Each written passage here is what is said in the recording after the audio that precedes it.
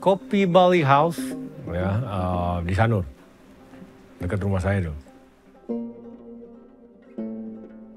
Well, dengan perkembangan zaman tentunya banyak bangunan baru ya.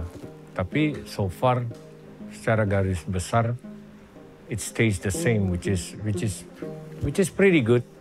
Semuanya memorable dan masih kurang lebih sama. Bahkan establishment yang ada di tahun 80-an, 90-an itu juga masih banyak yang ada. So it's good. Yang bagus dari Sanur itu dari dulu dan sampai sekarang, masyarakatnya benar-benar solid, bersatu ya. We have the Sanur pride gitu ya. Meskipun saya bukan asli Sanur, tapi growing up here, kurang lebih tahulah the culture, kebiasaannya, it's pretty good gitu sampai sekarang.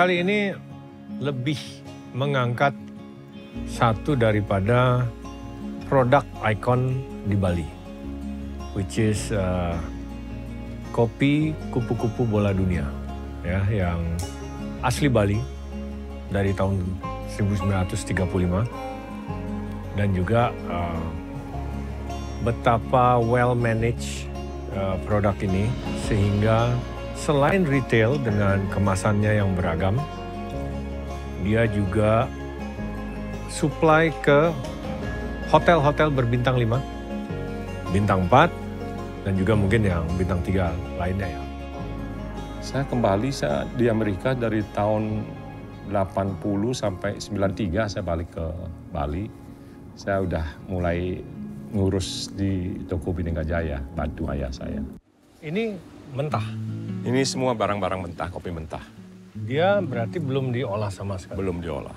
Nah, ini pertanyaannya agak awam ya. Iya. Kan ada Robusta nih, Iya. ada Arabica. Iya. Itu memang benar, saya dengarnya dia perbedaan ketinggian. Betul. Kalau Robusta itu tumbuh di ketinggian 600 meter above sea level, dan Arabica itu harus di atas 1000 meter di atas permukaan laut. Dia mau dari daerah atau negara manapun sama tuh? Sama. Makanya di Indonesia itu kebanyakan kopinya 70% jenis Robusta. Oh gitu? Yang ada di Indonesia.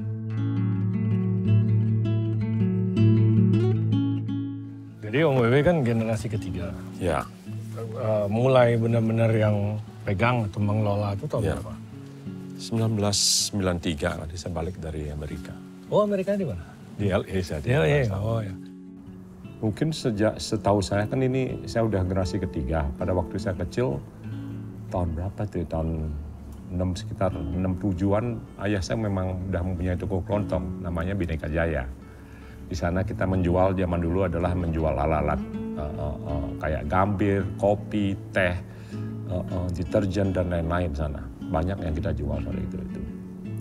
Dan pada akhirnya suatu hari, karena ayah saya bersaudara berlima, sebagian dari agen kayak B29, Wing, dan lain-lain diserahkan ke adik-adiknya. Itu ceritanya. Dan ayah saya tetap mau megang kopi. Bisa di keep atau di store seperti ini berapa lama dia tahan sampai sebelum di roasting?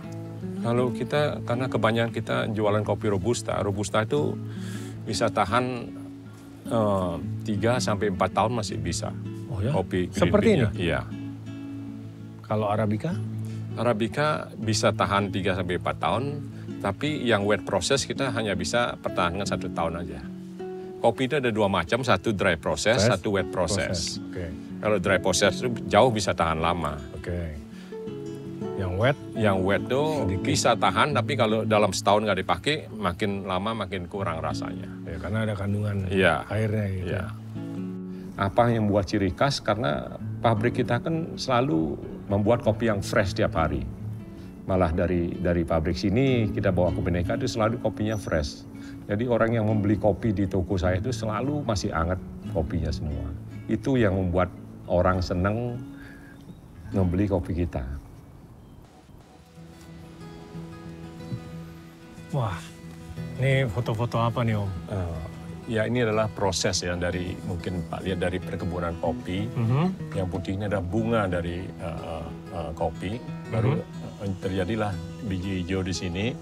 Habis itu lama-lama ya red cherry itu yang dipanggil red cherry. Red cherry. Dan sedangkan yang di bawah ini adalah proses. Yang ujung itu adalah wet process. Yang di sini adalah dry process. Artinya yang dry process ini kopi yang baru dipetik merah langsung dikupas dan dikeringin di bawah sinar matahari. Dijemur ya? Dijemur. Kalau wet process adalah dicuci langsung dengan air. Oke. Kenapa dia ada 2 pengolahan? Apakah ada yang lebih baik atau menguntungkan? Kebanyakan kopi Robusta itu yang di Indonesia semua kebanyakan dry process. Dry process. Sedangkan di Arabica ini banyak dari wet processnya dikerjain karena bisa menciptakan cita rasa yang beda-beda kalau wet process. Oke, jadi kegunaannya itu ya, wet process. Nah, ini kan kebun kopi nih. Iya. Kalau Om Wewe kebun? Tidak, ini dari dulu nggak mau main kebun. Jadi ambil. Iya. Ambil, dari olah. Petani, kita ngelola. Kita sebagai processing lah. Processing, Ya. oke.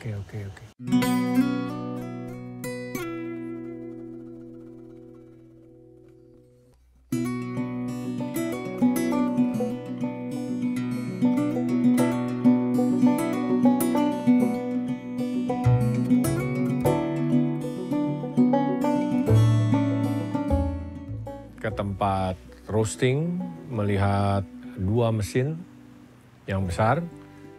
Satu mesin yang utama itu dia bisa merus 250 kilo per 15 menit. Artinya 1 ton per 1 jam. Sementara mesin yang satunya lagi, tanda kutip cadangan ya, itu bisa roasting 150 kilo per 15 menit. Jadi sekitar 600 kilo per jam. That is a very good mentality to having 2 of the machine. Ya kembali lagi ya, jadi kalau ini ada yang rusak, belum lagi nunggu cari tahu rusaknya di mana, perbaikan, itu kan artinya produksi stop.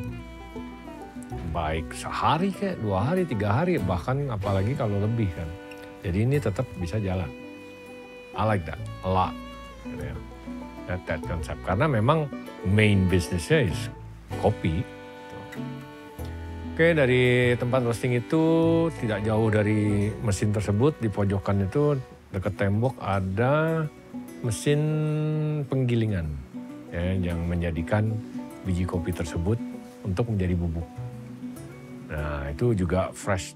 Kalau home industry macam-macam mesin itu ada 2 macam. Satu yang mesin goreng yang direct fire, yang langsung ada apinya. Satu yang pakai heat transfer, dalam arti berapa kita gorengnya berdasarkan hawa panas yang kita itu jauh lebih konsisten daripada mungkin yang tradisi mesin yang lama yang kita pakai direct fire, api yang langsung. Karena apa? Kalau api yang langsung itu kadang-kadang ada hitam-hitam kopi itu ada perasa pahitnya. Jadi jauh lebih enak kalau kita pakai heat transfer. Nah, ini Om, Ya. ini sortir kan? Ya. Sortir untuk yang whole, Itu yang biji whole. Iya. Nah, sortirnya gimana nih Om? Maksudnya apakah yang dicari? Kita nyortir untuk mencari biji-biji kopi yang unripe bean, yang biji yang kebakar, apa-apa. Karena itu saya yakin itu pasti merusak rasa dari kopi kalau kita kasih ke customer. Karena rasanya mempengaruhi. Mengaruhi rasa. Kalau bentuk juga disortir nggak? Bentuk biji pecah, biji hitam, sama unripe bean itu. Ya ini ada yang biji mentah, unripe bean, ini pecah. biji yang hitam. Karena ini sangat penting kita harus pisahin karena ini sangat mempengaruhi rasa. Oke. Ada broken bean. Ini hitam nih hitungannya. Iya. Ini biji titik hitam ini yang bisa ngerusak rasa, yang kecil-kecil ini bisa ngerusak rasa. Maka memang kopi kita, memang kita biasanya jamin nggak ada broken bean, Arabin untuk ke customer kita. Itu yang membuat kita bisa bertahan sangat lama dengan kopi. Kualitas kita jaga. Jadi dari informasi yang saya dapat kemarin, kupu-kupu bola dunia ini ada 3 grade. Ya, jadi yang bagus, yang premium mungkin, I don't know sebutannya apa ya. Pokoknya yang nomor 1, 2, dan 3. Kemudian biji kopi yang di roasting, yang tidak digiling pun karena ada pesanan yang whole, itu lalu masuk mulai ke manual labor, yaitu pengayakan. Jadi diayak, dicari yang masih utuh, jadi yang serpihan-serpihannya itu bukan hilang, maksudnya terpisahkan. Setelah itu dipilih lagi by eye, satu-satu, mana yang ada titik hitam atau sedikit gosong, karena itu yang akan menjadi pahit rasanya. Ya. Nah itu dipisahkan juga. Dan semua yang dipisahkan itu nanti akan digiling, dijadikan kopi kualitas nomor 3. Baru nanti packaging jalan. Iya, dia bilang, Pak, kenapa kopi Bapak nggak enak? Nggak mungkin, karena kita udah tes di sini, gitu loh. Itu yang menjaga kualitas dari kopi kita. Jadi minimize komplain lah ya. Iya. Saya disuruh nyortir gini, juling matanya Pak. Tapi ibu-ibu udah biasa. Sebagai QC dan bekerja di sini sudah dari tahun 90, kurang lebih 34 tahun. Tantangannya ya, karena saya sendiri Pak nggak berpengalaman di bidang perkopian. Saya cuma tamat SMA, belajar otodidak di sini tuh harus menguras pikiran dari nol, mengetahui tentang kopi, sedikit tidaknya naik ke atas lagi, nyicip gitu. Bisa dibayangkan kan, dari satu produk tersebut, ini kopi, pegawainya kupu-kupu bola dunia ini, kopi, itu 80 pegawai. So, something happened with the product. Ini 80 keluarga loh yang kena efek. Ya. So be wise. Sebenarnya so much work for everything dalam dunia F&B. Kita tidak pernah tahu di luar sana, mulai dari penanaman, pengolahan, mungkin yang fermentasi, terus penyimpanan, pengolahan yang dimasak, sampai akhirnya dijual atau dihidangkan. Ya, so much work. Nah makanya itu yang reviewer itu kalian jangan kurang ajar ya. Ini bagian packing. Ini packaging untuk terakhir.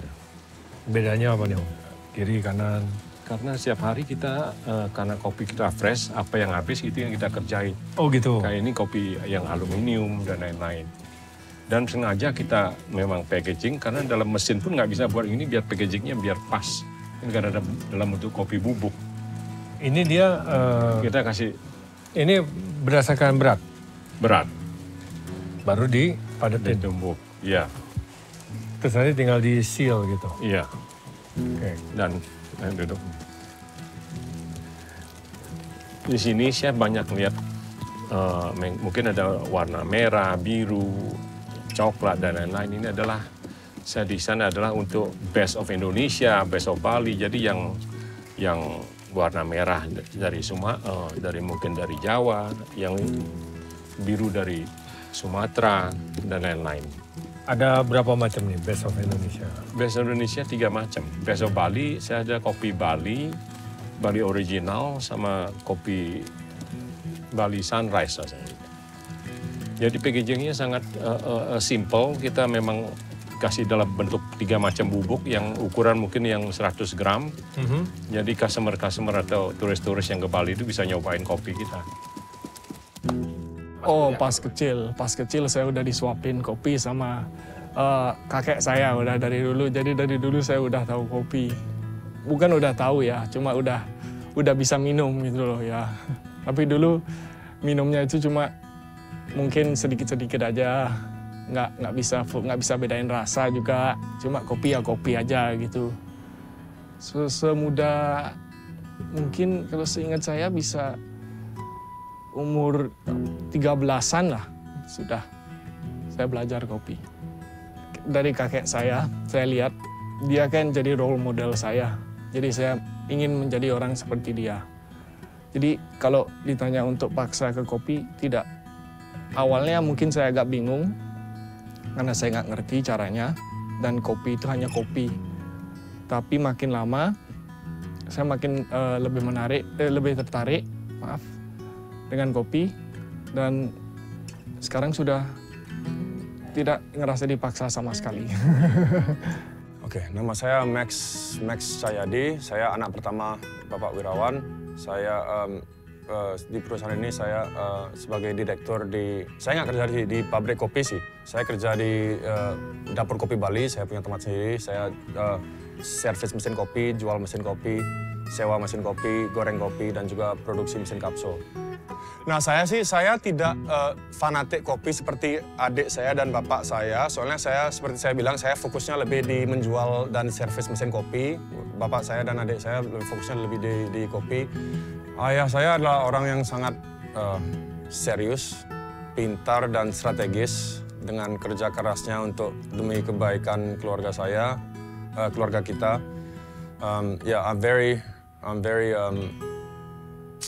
He's a big inspiration to me, and I'm very proud to be his son. Bisa. Aduh, mantap. Ini saya bawain kopi spesial. Coba dulu. Nah, spesialnya apa nih, Om? Ini adalah yellow bourbon dari Jawa Barat. Kita mix sama bari natural. Namanya yellow bourbon, Ya, Jawa Barat. Iya, semua Arabica kok. Arabica. Kembali ke kopinya nih. Ada ekspor. Iya, biasanya kita ada ekspor ke Guam. Guam. Ke Guam, ke Singapura, ke Hong Kong ada lebih. Kalau Indonesia banyak. Banyak.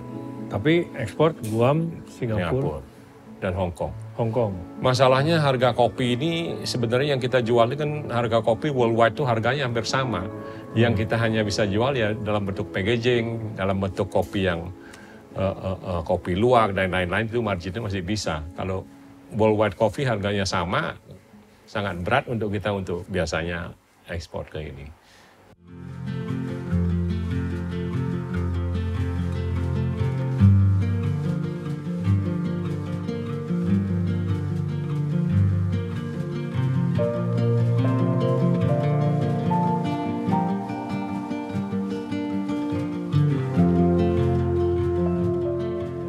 First impression Bhinneka Jaya itu benar-benar warung kopi ya. Itu benar-benar old school kayak zaman kolonial orang ngopi ya. Which is dengan lokasinya di Jalan Gajah Mada, the heart of Denpasar, itu cocok banget seperti itu. Gitu. Dan tidak terlalu besar ya biasanya warung kopi seperti itu, which is very berkarakter lah. Nah, di sini coffee shop ini sebenarnya dulu bukan coffee shop. Sebagai toko kelontong, mungkin saya berubah mungkin 15 tahun lalu. Kita sekali jualan kopi begini, tapi customer nggak ada kesempatan untuk nyoba kopi. Makanya kita extend buat taruh mesin cappuccino. Jadi para pelanggan itu punya kesempatan. Kalian bisa duduk, kopi ya. gitu. Jadi kalau di lokasi kemarin warung kopi Bhinneka Jaya ini, sebenarnya bisnis mereka itu dari kakeknya adalah toko kelontong. Dari tahun 1920. Toko kelontong is basically almost palu gada ya. Lu mau gua ada. Jadi seperti traditional supermarket lah. Ya, jadi ada benda mati, ada juga bahan pangan, sembako, itu garam dan lain sebagainya. That's toko kelontong. Sampai akhirnya 1935 mulai uji coba concentrate ke jualan kopi, lebih ke kopinya. Dan itulah mulai beralih. Sehingga terwujud kopi kupu-kupu bola dunia. Itu di 1935. Bhinneka Jaya adalah toko sebenarnya, toko Bhinneka Jaya. Toko Bhinneka Jaya adalah main distribusi kopi kupu-kupu bola dunia. Tujuan ayah saya membuat toko Bhinneka Jaya adalah dari toko kita mengontrol pabrik gitu loh. Pada waktu itu kan ayah saya masih sendirian, semua kakak-kakak masih di luar negeri dan lain-lain. Dari sana saya banyak belajar dari ayah saya, jadi hanya perlu mengontrol toko aja, berapa order yang 200, 300, kita order ke pabrik, pabrik langsung ngirim balik ke toko lagi. Dari sana tipenya. Kan old school itu ceritanya. Masih ingat nggak pertama cobain kopi? Minum kopi itu umur berapa? Ingat? Wah, mungkin dari kecil saya udah nyoba-nyoba kopi. Udah coba-coba? Karena dari bapak ya? Iya. Terus kalau sekarang nih, kopi favoritnya apa? Kalau saya sering karena nyobain kopi, saya suka ya kopi Indonesia ya. Toraja, saya suka Gayo, Bali Kintamani, semua itu kopi yang enak-enak. Atau di pabrik ngeblend sendiri? Bisa juga. Saya suka ngeblend antara juga Bali Gold. Blend saya suka yang kopi Kintamani, sama Sumatera, sama natural. Itu buat tergantung lah. Kopi ini selera sebenarnya. Betul, Ya, betul. saya yang suka belum tentu chef suka. Iya, ya, setuju. Ya. Kan beda-beda ya, ada yang Iya. suka sedikit lebih asam, Iya. ada yang sedikit lebih pekat, Iya, ya kan? betul. Saya 93, saya balik dari sini. Balik Selama dari 3 US. selama 3 tahun, 4 tahun itu saya disuruh nyobain kopi terus. Oh gitu. Tiap hari nyobain kopi, nimbang kopi. Saya nggak ngerti apa maksud ayah saya. Ya. Lama-kelamaan saya ngerti bahwa itu adalah rahasia dari ayah saya yang kasih yang paling utama. Karena tiap hari saya nyoba kopi, saya tahu dari kopi ini dari mana asalnya. Saya tahu ini kopi Bali. Saya coba lagi, saya tahu ini kopi dari Toraja. Dengan itu pelajaran paling penting yang saya dapat dari ayah saya sebenarnya. Saya balik dari Amerika, saya suruh pertama nyapu di toko. Nimbang kopi, ngelayani customer. Sama nyoba kopi, itu aja. Selama 3 tahun hampir. Istri saya bilang sama saya, ngapain kamu sekolah jauh-jauh, suruh gini aja kerjaan 3 tahun katanya. Nah, tahu ilmu itu yang saya paling banyak dikasih oleh ayah saya. Karena dari sana saya ngerti, kopi Toraja taste-nya begini. Kopi yang paling laris ini taste-nya begini. Dari saya banyak belajar sebenarnya. Itu ilmu yang sangat luar biasa sebenarnya. Iya, tetap harus apa ya, banyak banget saya diajar apa ya, tapi harus jadi orang kita harus jujur lah. Jualan kopi apa adanya, dan kasih kopi yang terbaik, good service, good taste, dan taste the legend. Gitu aja. Ini tradisional jajah Bali nih. Ya.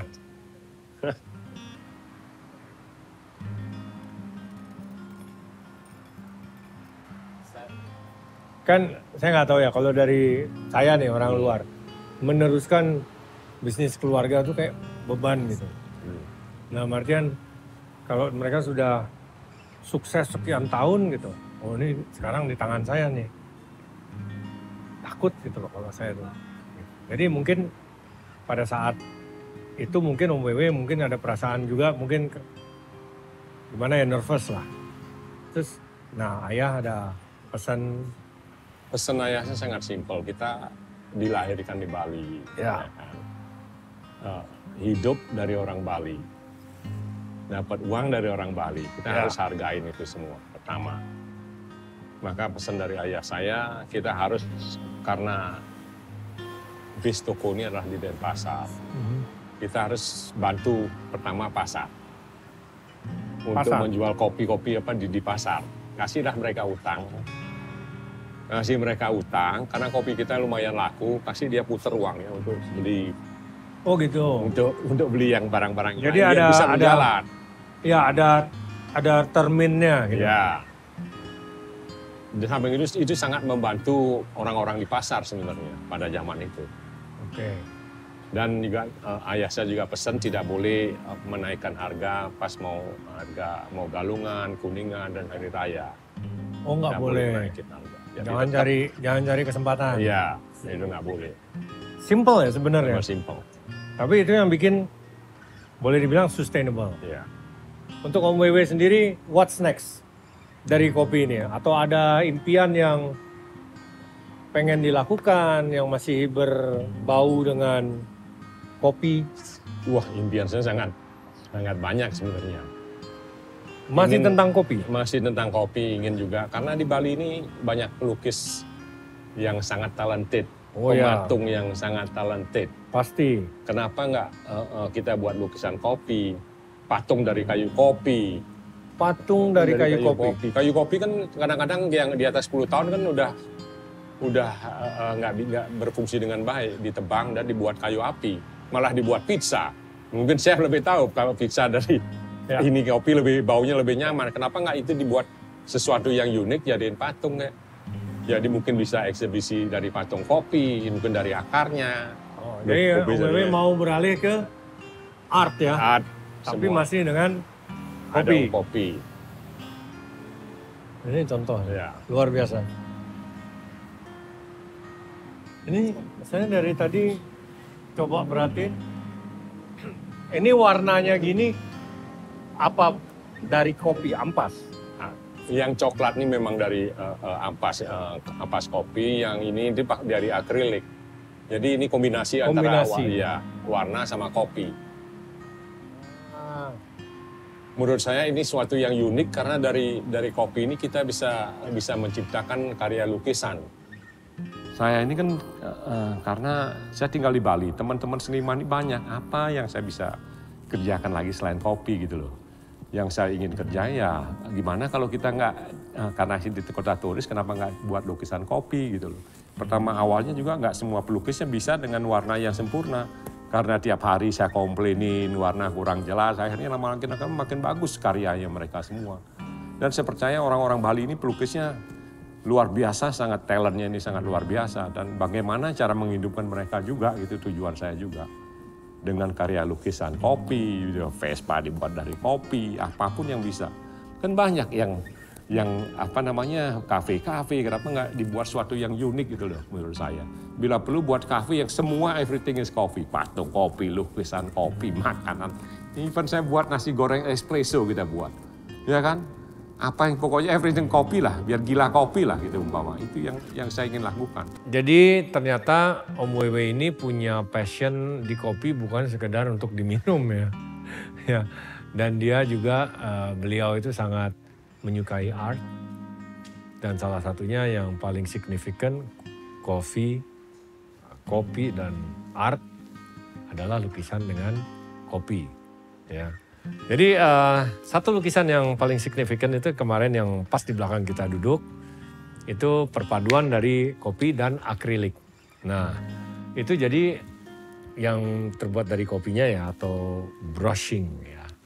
Dari si kopinya jelas ya dia yang coklat-coklat, faces, terus ada garis-garis mapan yang berwarna itu dari akrilik. So it was very nice painting. Yeah.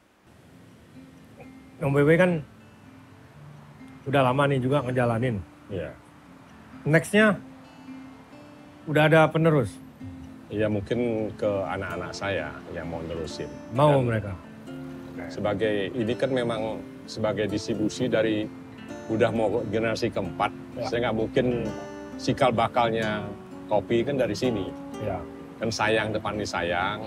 Memang kita harus ada penerusnya untuk melanjutkan apa yang dari kakek dan orang tua saya juga.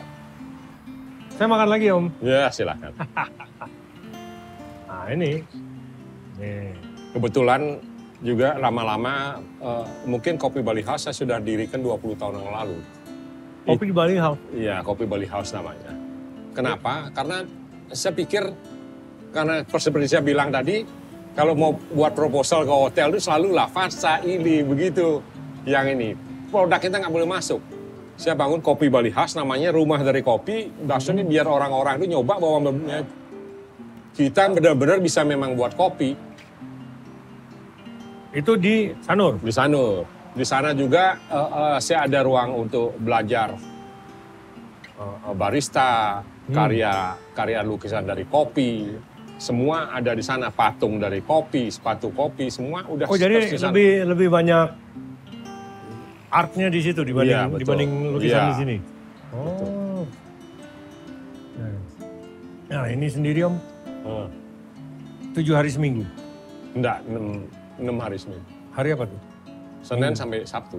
Minggu tutup. Hari Minggu tutup, biasanya buka jam 9 sampai jam 4. Karena chef Mai, saya tutup sampai petang saya ngengken. Ya? Sekarang saya ngengken? Saya ngengken. Ben kopi tuh? Ben kopi. Apa yang membuat kopi itu enak? Kalau saya pribadi, I like the taste of the coffee. Ya, itu satu. Kedua, it's mindset, jatuhnya juga mindset ya. Karena kalau we want to be energized during the day, pakai tambahan kopi nih, it's a mindset. Apakah secara medical atau ilmiahnya itu ada hubungannya? Mungkin ada dari kafeinnya, but is it that huge? Well, I don't know. But kita hidup zaman sekarang banyak yang punya mindset seperti itu. So, apa yang enak dari kopi? I don't know. I think it's a guilty pleasure kalau buat saya pribadi it's a guilty pleasure ya, karena it's sesuatu yang saya suka rasanya and enjoyment aja gitu, enjoyment.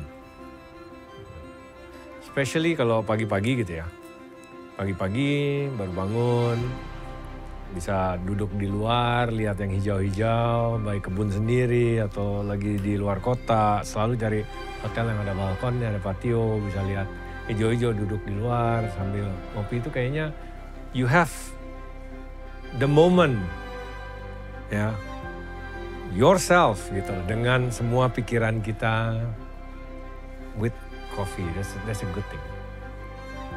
Saya hanya penikmat saja. Tidak mau banyak berfilosofi untuk meminum kopi. Biarkan yang ahlinya yang melakukan hal tersebut. Kita sebagai konsumen, kita menikmati saja.